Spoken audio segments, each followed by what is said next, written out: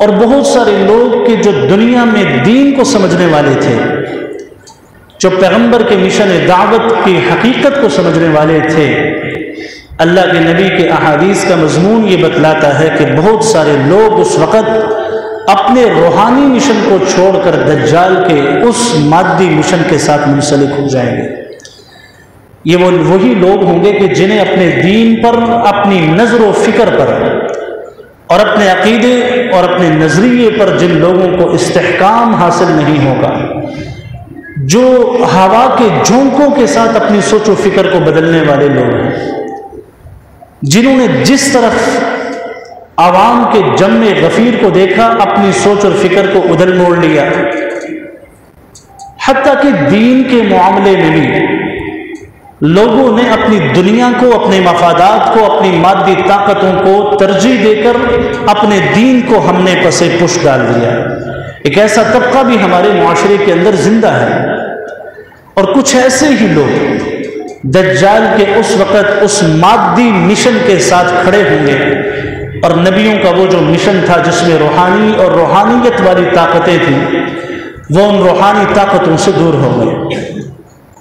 اور یہ اللہ کے نبی صلی اللہ علیہ وسلم کی حدیث کا مضمون ہے۔ بڑے بڑے اہل علم لوگ بھی دجال کی مادی طاقتوں کے سامنے اپنے سر کو جھکا دیں گے، جنہیں دنیا میں اپنے علم پر ناز تھا، لوگ جن کے علم کی اتباع کرتے تھے اور ان کا اپنا ایک حلقہ فکر تھا، اور لوگ انہیں اپنے لیے مقتدا سمجھتے تھے کہ ہم ان کی اتباع کریں، ان کی اقتداء اور ان کی اہتداء میں جب چلیں گے تو شاید کامیابی ہمارے قدم چوم لے۔ لیکن ان واعظین کی مثال، ان داعی لوگوں کی مثال اللہ کے نبی صلی اللہ علیہ وسلم کی ایک حدیث میں جو انتہائی خطرناک وعید کی شکل میں ہے، اللہ ہم سب کو اس قسم کے وعظ سے محفوظ فرمائے، ہمیں اس قسم کی دعوت سے اللہ محفوظ فرمائے کہ اللہ کے نبی صلی اللہ علیہ وسلم کا فرمان ہے نا کہ دوزخ میں جب دوزخیوں کو ڈالا جائے گا تو ایک شخص دوزخ میں ایسا ہوگا کہ جو دنیا میں واعظ کیا کرتا تھا، لوگوں کو اپنی طرف بلاتا تھا، امر بالمعروف کرتا تھا، ارے نیکی کے کام کا حکم کرو، برائی سے اپنے آپ کو روکو، یہ کام کرنے والا تھا۔ لیکن دوزخ کے اندر اللہ جب اس کو ڈالیں گے تو اس کی پیٹ کے اندر کی آنتیں باہر ہوں گی، اور وہ اپنی ان آنتوں کے گرد ایسے چکر لگائے گا، اللہ کے نبی نے فرمایا جیسے گدھا چکی کے گرد چکر لگاتا ہے، یوں گھومے گا اپنی آنتوں کے ارد گرد، حتیٰ کہ جہنم اور دوزخی لوگ آئیں گے، وہ اس کے قریب آ کر اس سے پوچھیں گے ارے تو وہ تھا جو ہمیں خیر کی طرف بلانے والا تھا، ہمیں دعوت الی الخیر کے مشن پر تو لانے والا تھا، برائیوں سے روکنے والا تھا، کہ تیرے ساتھ کیا ماجرا ہو رہا ہے؟ تو وہ ان سے یہ کہے گا ہاں تمہیں تو خیر کی طرف بلاتا تھا، لیکن خود شر اور برائی کے کاموں کی طرف متوجہ رہتا تھا، جس کے نتیجے میں اللہ نے مجھے یہ سزا عطا فرمائی۔ اللہ ہمیں اس قسم کے واعظین اور اس قسم کے داعی لوگوں سے بچنے کی توفیق عطا فرمائے۔ تو ہمارا یہ ایک بڑا معاملہ ہے کہ جتنی ہم نے مادیت کو دیکھا، مادی طاقتوں کو دیکھا، دنیا کی طاقتوں کو دیکھا، ہمارے کمزور ایمان نے ہمیں ان طاقتوں کی طرف متوجہ کر دیا اور دین کا دامن چھوڑنے پر مجبور کر دیا۔ کتنے لوگ ایسے ہیں کہ جنہوں نے ان مادی طاقتوں کی وجہ سے ایمان کو چھوڑ دیا۔ کہیں کسی نے حسین عورت کے ساتھ شادی نکاح کا لالچ دیا، ایمان چھوڑ کر کتنے لوگ قادیانی ہو کر باہر ممالک کے اندر صرف نیشنلٹی کے اور شہریت کی لالچ میں مذہب کو چھوڑ تبدیل کر کے یہاں سے جاتے ہیں، اور ایسی درجنوں مثالیں پڑی ہیں، دین اور مذہب کو چھوڑ دیا۔ ایک زمانہ تھا جو سورۃ الکہف کا سارا پس منظر اہل علم نے بیان کیا نا، اس کا پس منظر کیا ہے؟ وہ دو طاقتیں ہیں، ایک روحانی طاقت، ایک مادی طاقت، کہ روم کے بادشاہ نے لوگوں کو کفر پر مجبور کرنے کی کوشش کی، اللہ کے نبی صلی اللہ علیہ وسلم کے زمانے سے قبل کی بات ہے، لیکن کچھ لوگوں نے اپنے ایمان اور عقیدہ توحید پر قائم رہنے کے لیے اس روم کے بادشاہ کے سامنے وہ سد سکندری بن گئے کہ ہم اپنے ایمان کو نہیں چھوڑیں گے، اور ان میں سے کچھ نوجوان تھے اور اس وقت کے نوجوانوں کے دلوں کے اندر اللہ کی ذات کا جو عقیدہ توحید تھا وہ ایسا پیوست ہو چکا تھا کہ انہوں نے روم کے اس ظالم بادشاہ کے سامنے یہ کہا کہ نہ تیری سلطنت میں رہیں گے، نہ تمہاری کوئی نوکری قبول کریں گے، اور نہ اپنے عقیدے اور ایمان کو چھوڑیں گے۔ اور یہ وہی لوگ ہیں جنہیں ہم اور آپ اصحاب کہف کے نام سے جانتے ہیں۔ پھر یہ لوگ تعداد میں کتنے تھے؟ قرآن نے سیقولون ثلاثۃ رابعہم کلبہم ویقولون خمسہ سادسہم کلبہم ویقولون سبعہ ثامنہم کلبہم کے الفاظ قرآن میں 8 6 4 ان کی تعداد تھی۔ انہوں نے غار کے اندر جا کر پناہ لے لی، مادی طاقت کے مقابلے میں اپنی روحانی طاقت کو ضائع نہیں ہونے دیا۔ اللہ جل جلالہ نے انہیں کس نعمت سے انہیں وہاں نوازا۔ وہ جیسے ہی غار کے اندر گئے اللہ نے انہیں سلا دیا، ایسے سلا دیا کہ جیسے برزخی زندگی کے اندر ایک نیک مومن کو اللہ سلا دیں گے، اور وہ ایسے سوئے ایسے سوئے ایسے سوئے کہ قرآن کہتا ہے 300 سنین وازدادوا 9 309 سال تک وہ لوگ سوئے رہے۔ اللہ نے ان کی کروٹوں کو بدلا، کروٹیں بھی اللہ ان کی بدلتے رہے کہ کہیں ایک کروٹ پر لیٹ کر بھی نشان نہ پڑ جائے۔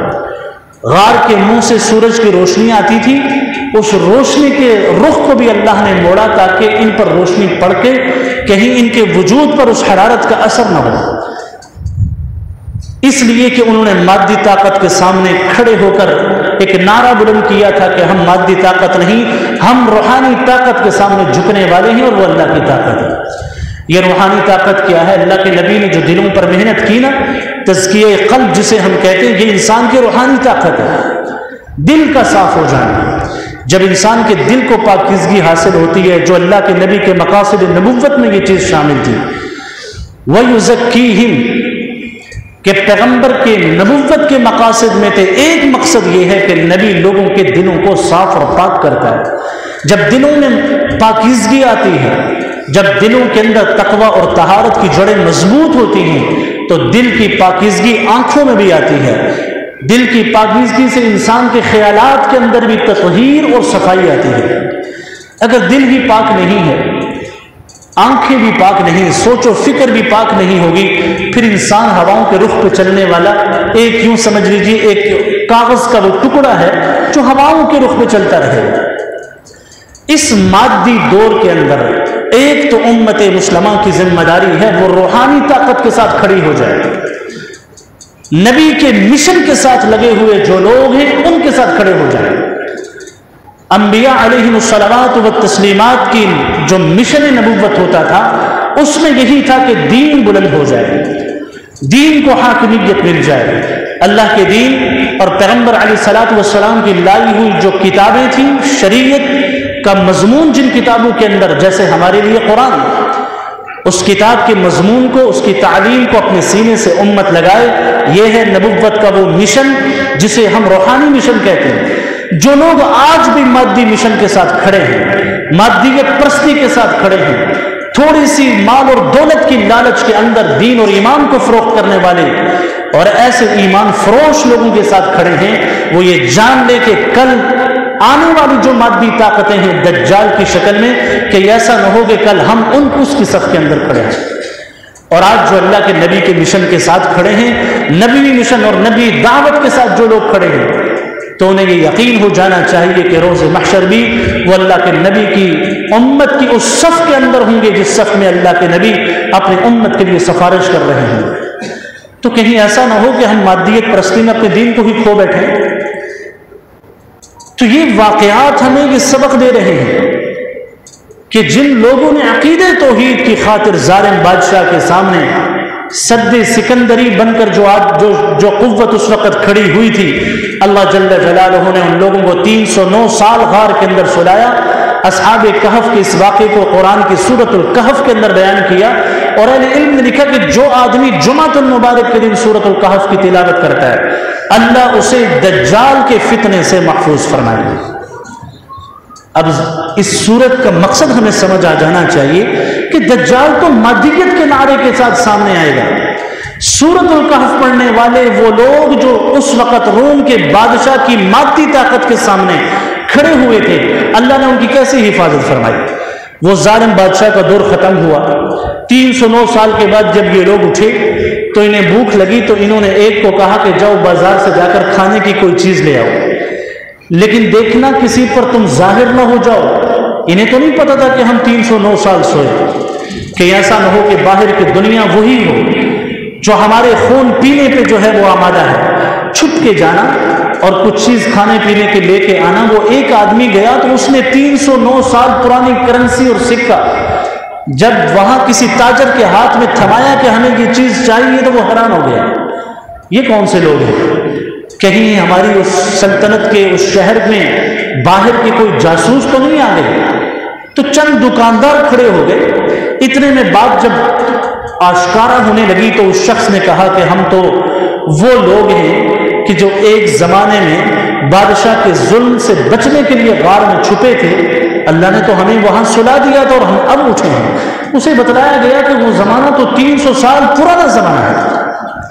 اب یہ بات اس وقت جب حکومت جس بادشاہ کی تھی وہ ایک موحد بادشاہ تھا، توحید پرست تھا، تو وہ لوگ تو ان نوجوانوں کو تلاش کر رہے تھے کہ قصہ تھا، کچھ نوجوان غار میں چلے گئے، ملے نہیں، ڈھونڈتے رہے لوگ۔ تو جب وہ سارے کا سارا بادشاہ اپنے لو لشکر سمیت اس غار کے دہانے پر ان لوگوں سے ملنے اور ان کی زیارت کے لیے آیا تو اللہ نے ان سب کو وہاں سے غائب کر دیا۔ اب وہ کہاں ہیں؟ اس حوالے سے مفسرین کے مختلف اقوال ہیں۔ کہنے کا مقصد یہ ہے کہ ان لوگوں نے مادی طاقتوں کے سامنے کھڑے ہو گئے ایمان اور توحید کی روحانی طاقت کو لے کر۔ آج بھی جو شخص ان مادی طاقتوں کے سامنے ایمان اور توحید کی طاقت لے کر کھڑا ہوگا وہ اللہ کی رحمت کا مستحق ہوگا، اللہ اسے ان ظالموں کے ظلم سے محفوظ فرمائیں گے۔ اسی لیے اہل علم نے کہا جمعہ المبارک کے دن سورۃ الکہف کی تلاوت کریں، اللہ مادی طاقتوں سے بچائیں گے، اور اس مادی طاقتوں کا چیمپئن دجال کے ظلم سے اللہ تمہیں بچائیں گے۔ تو لہٰذا یہ وقت وہ وقت اور زمانہ ہے امت مسلمہ کے ہر فرد کو اپنے لیے احتساب کرنا ہے۔ ہم خود احتسابی کریں اپنی کہ ہم معاشرے کے اندر کس صف کے اندر ہم کھڑے ہیں۔ اگر صحابہ کرام جیسی معزز شخصیات اپنا خود احتسابی کر سکتی تھی، اپنا سیلف اکاؤنٹیبلٹی وہ کر سکتے تھے کہ وہ اپنے احتساب میں یہ جان سکتے تھے کہ ہم غلط راستے پر ہیں یا صحیح راستے پر۔ صحابہ جیسی مقدس شخصیات، حضرت حنظلہ اللہ کے نبی کے سامنے نہیں آئے۔ مسلم شریف ترمذی شریف کی روایت کہ اللہ کے نبی کے سامنے آ کر حضرت حنظلہ نے کہا کہ نافق حنظلہ یا رسول اللہ، حنظلہ منافق ہو گیا۔ صحابی رسول یہ بات کہہ رہے ہیں۔ تو اللہ کے نبی نے ان سے جب پوچھا تو کہنے لگے یا رسول اللہ آپ کی مجلس میں بیٹھتے ہیں، ایمان کی کیفیت تو بڑی عجیب ہوتی ہے، لیکن جب آپ کی مجلس سے نکل کر باہر کے ماحول میں جاتے ہیں ایمان کی کیفیت کچھ اور ہو جاتی ہے۔ تو اللہ کے نبی نے حضرت حنظلہ کو حوصلہ دیا۔ یہ صحابہ کا خود احتسابی تھی، اللہ کے نبی کی رفاقتیں جنہیں حاصل تھی، جنہوں نے پیغمبر مصطفیٰ کے ساتھ دعوت کے میدان میں جو لوگ چلے، جہاد کے میدان میں تلواریں اللہ کے نبی کے سامنے اٹھائیں، پیغمبر مصطفیٰ کے اخلاق سے مزین معاشرتی زندگی، اللہ کے نبی والی زندگی، ان لوگوں کی خود احتسابی کا یہ عالم ہے کہ وہ اپنے آپ کو یہ کہہ رہے ہیں کہ میں منافق ہو گیا، وہ دوسروں کو نہیں کہہ رہے تو منافق ہے۔ ہمارا معاشرتی المیہ یہ ہے کہ ہم اس لیے ہلاکت کی طرف جا رہے ہیں۔ اللہ کے نبی نے بھی یہی بات ارشاد فرمائی، من قال ہلک الناس فہو اہلکہ،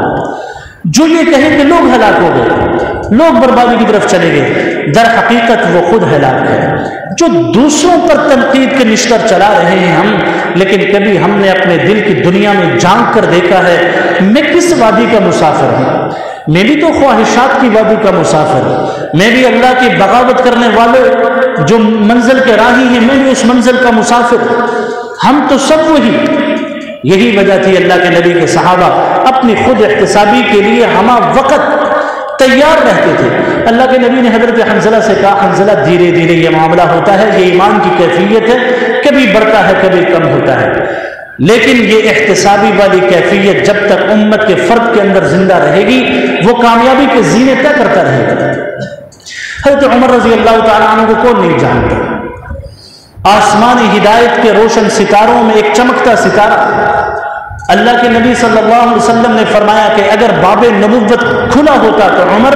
تیرے کمالات اتنے تھے کہ اللہ تجھے نبی بنا کر بھیج دے۔ اتنے کمالات والے عمر، ریاست مدینہ کے صحیح معنوں میں حکمران، جنہیں اپنی رعایا کی اس قدر فکر ہے کہ ایک وقت مدینے کی گلیوں کے اندر، مدینے کے شہر کے اندر قحط آ گیا، اور قحط اتنا سخت خشک سالی والا، خشک ہوائیں جب چلتی تھی تو وہاں سے مٹی کے ذرات اٹھتے تھے، تو اہل علم نے کہا کہ وہ مدینے کا وہ سال عام الرماد کہا جانے لگا۔ اب رماد جو ہے وہ اسی طریقے سے جیسے ریت کے ذرات اور اس قسم کے جو ہے مواد کو کہا جاتا ہے، تو حضرت فاروق اعظم نے اعلان کیا، اس وقت کے مدینے کے ریاست کے حکمران تھے، اعلان یہ کیا کہ لوگوں، اس وقت تک ریاست مدینہ کا حکمران بھی گوشت نہیں کھائے گا، دودھ نہیں پیے گا، گھی نہیں کھائے گا، جب تک اس ریاست کے ایک عام آدمی کو بھی یہ چیز میسر نہیں ہوگی۔ تاریخ یہ لکھتی ہے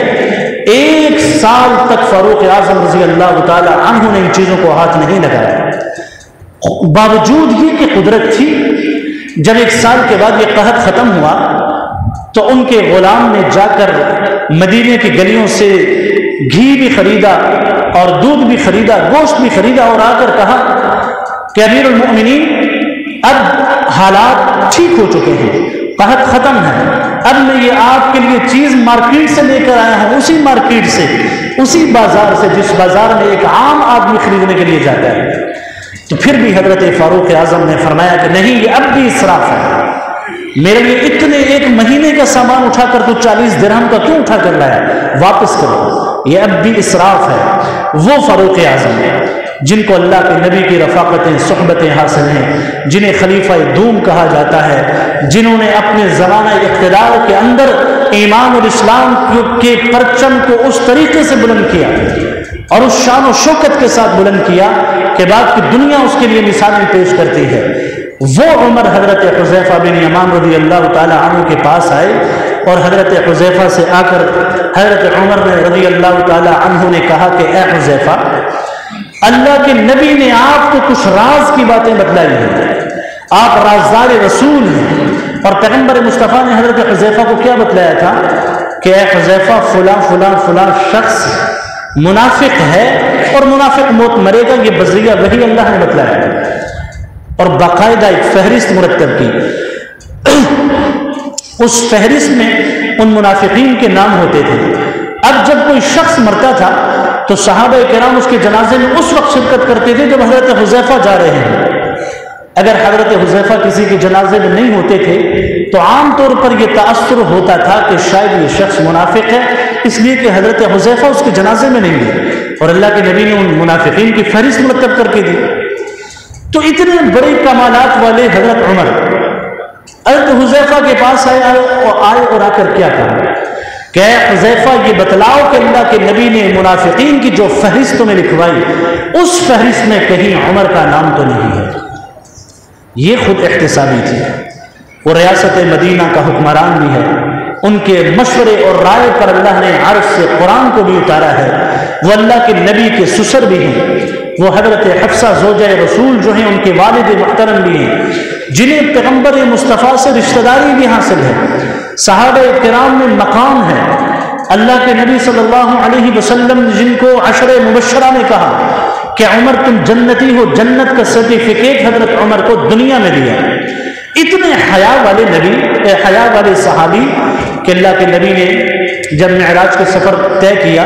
تو جنت کے جب محلات کی زیارت کی تو ایک محل پوچھا یہ کس کا ہے؟ یہ فاروق اعظم کا ہے، عمر کا ہے، آپ کی صحابی، آپ کا امتی۔ تو اللہ کے نبی نے حضرت عمر سے فرمایا کہ عمر تمہاری غیرت کی وجہ سے میں تمہارے محل کے اندر نہیں گیا۔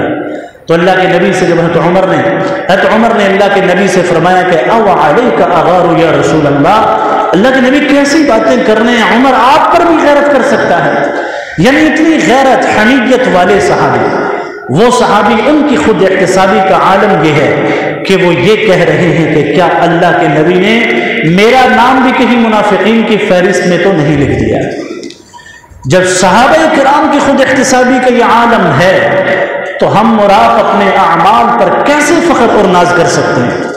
ہم یہ کیسے کہہ سکتے ہیں کہ میں تو عابد شب زندہ دار ہوں، میری ریاضتیں ایسی ہیں، میری نمازیں ایسی ہیں، میرے صدقہ ایسا ہے، میری خیرات ایسی ہے، اور میں ان سب کچھ کے باوجود میں اطمینان سے ہو کے بیٹھ جاؤں، میں تو بہت نیک عمل کر رہا ہوں۔ اللہ کے ہاں مقبولیت ہے کہ اس عمل کی مقبولیت کتنی ہے، قبولیت اس عمل کی کتنی ہے۔ اس لیے ہمیں اس معاشرے کے اندر احتساب کے ساتھ زندگی گزارنی ہے، اور اس احتساب میں ہم نے اپنے لیے یہ معیار تصور کرنا ہے کہاں ہم کھڑے ہیں۔ حضرت ذوالنون مصری سے لوگوں نے آ کر کہا قحط کا زمانہ ہے، اللہ سے دعا کیجیے اللہ تعالیٰ اس قحط کو ختم فرمائے۔ حضرت ذوالنون مصری اولیاء اللہ میں سے تھے اور بڑے عجیب عجیب واقعات ان کے ہیں، تو حضرت ذوالنون مصری لوگوں سے یہ نہیں کہا، اتنی بات تو ارشاد فرمائی کہ قحط اس وقت آتا ہے جب اللہ اپنے بندوں سے ناراض ہے۔ دوسری بات یہ ارشاد فرمائی کہ شاید اللہ مجھ سے ناراض ہے، میں اس شہر اور اس بستی سے نکل کر جا رہا ہوں تاکہ میری وجہ سے تم لوگوں کو تکلیف نہ پہنچے۔ یہ وقت کا ولی کہہ رہا ہے۔ تو جب اولیاء اللہ اپنے اس طریقے سے اپنا محاسبہ کر سکتے ہیں تو ہمیں بھی اس معاشرے کے اندر اپنا محاسبہ کرنا ہے۔ ہم کس صف میں کھڑے ہیں، کن طاقتوں کے ساتھ کھڑے ہیں؟ ہم روحانی طاقتوں کے ساتھ ہیں، ہم مادی طاقتوں کے ساتھ ہیں؟ کہیں ایسا نہ ہو کہ ہمارا اختتام انہی مادی طاقتوں کے ساتھ ہماری روح قفص عنصری سے پرواز کر جائے، یا یہ کہ ہماری روح ان طاقتوں کے ساتھ کھڑے ہو کر ہماری روح ہمارے وجود سے نکلے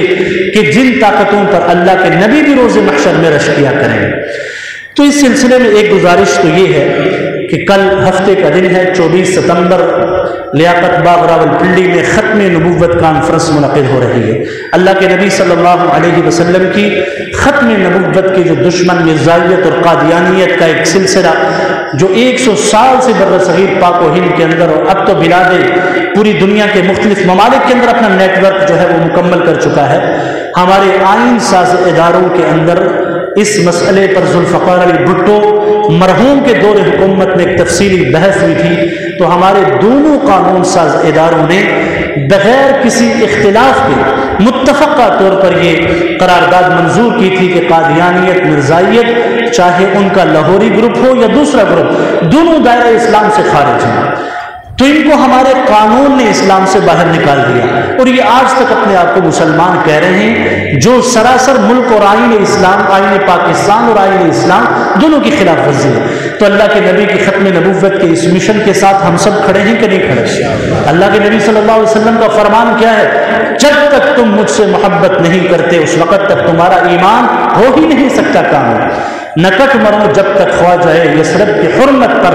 خدا شاہد ہے کہ کامل میرا ایمان ہو نہیں سکتا۔ ایک ہے ہماری زبان سے یہ کہہ دینا انشاءاللہ ہمیں اللہ کے نبی سے محبت عقیدت، ہم کسی پہ شک نہیں کرتے، دل سے بھی لوگ کہتے ہیں، لیکن عملی طور پر جب ایسا تقاضا امت مسلمہ کے سامنے آ جائے پھر اپنے تقاضوں کو دبانا یہ ہر مسلمان کی ذمہ داری ہے۔ اللہ کے نبی صلی اللہ علیہ وسلم کے اس مشن کے لیے علماء کرام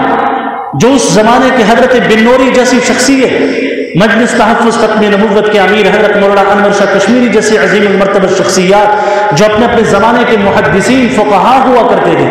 ان لوگوں نے بھی اس کاز اور مشن کے لیے اپنی ساری توانائیاں صرف کی۔ تو آپ لوگوں سے یہ تقاضا ہے، کل ہفتے کا دن ہے، عصر کی نماز کے بعد انشاءاللہ یہاں سے اجتماعی طور پر ہماری روانگی ہے، آپ تمام حضرات نے اس کانفرنس میں شرکت کرنی ہے، ارادہ ہے انشاءاللہ؟ اپنے ہاتھ کھڑا کر کے اللہ کے نبی کی ختم نبوت کے لیے ارادہ کریں کہ انشاءاللہ ہم جائیں گے۔ اللہ تعالیٰ اس ارادے کو کبھی ضائع نہیں کرتے جس ارادے کے ساتھ دل کی قوت بھی شامل ہو۔ امید ہے انشاءاللہ العزیز آپ تمام حضرات اس کے لیے خود بھی کوشش کریں گے، جن حضرات کے پاس گاڑیاں ہیں وہ اپنی گاڑیاں لے کر آئیں، ساتھ اپنے افراد کو بٹھا کر لائیں۔ یہ 2-3 گھنٹے کی قربانی ہے، لیکن اللہ کے نبی کے ختم نبوت کے سقیلے کے ساتھ آپ کا مستحکم ہو کر یہ کھڑا ہونا روز محشر اللہ کی نبی کی سفارش کا ذریعہ ہوگا۔ تو انشاءاللہ آپ تمام حضرات جائیں گے نا، اللہ تعالیٰ آپ تمام کے ارادوں کو قبول فرمائے، سنتیں پڑھ لیں۔